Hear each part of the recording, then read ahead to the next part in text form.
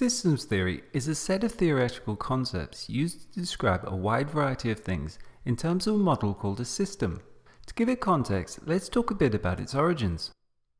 Of course, people have been coming up with abstract theories about how the world works for a long time. Some ancient Greeks thought that everything was made of earth, water, fire and air, whilst others came to the conclusion that it was the expression of perfect geometric forms. Over the years, our theoretical systems have grown into large and sophisticated bodies of knowledge such as philosophy, mathematics, and many other areas of theoretical science. Although these theoretical frameworks are often limited to relatively specific areas of interest.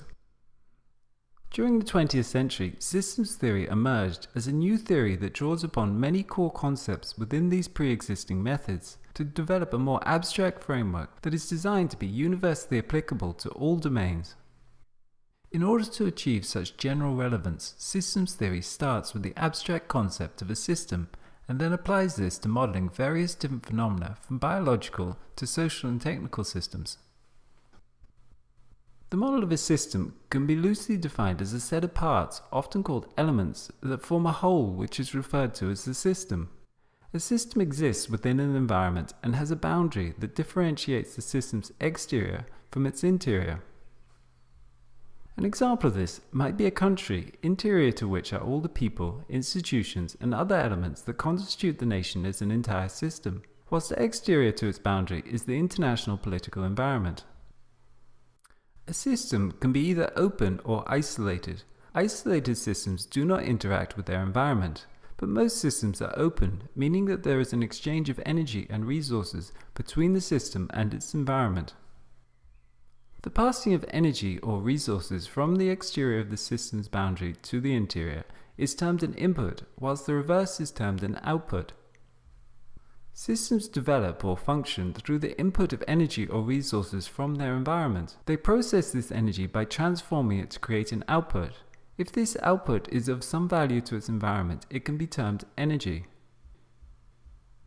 If, on the other hand, it is of negative value, it may be termed entropy, a scientific term for lack of order, disarrangement, or in more familiar terms, we might call it waste.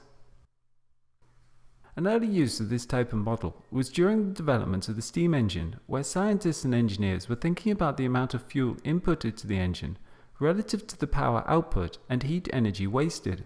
By using this model, they could create a quantifiable ratio between them that we would now term the efficiency of the system. Of course, this same reasoning can be applied to a wide variety of phenomena, from the processing of energy within a plant cell to the efficiency of a business organization. We can also model systems on various scales, thus elements can form part of systems that themselves form part of larger systems and so on.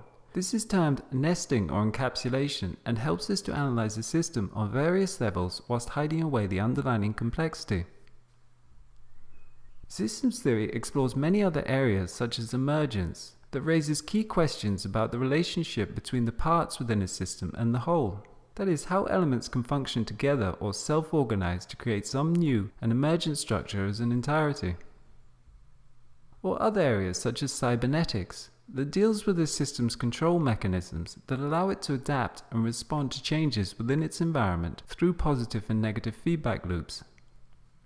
Systems theory has found application within a wide variety of areas, forming the foundation for many new subjects such as systems psychology, systems engineering, and systems ecology, to name but a few, all of which place an emphasis upon a more holistic and contextualized approach to understanding the world around us.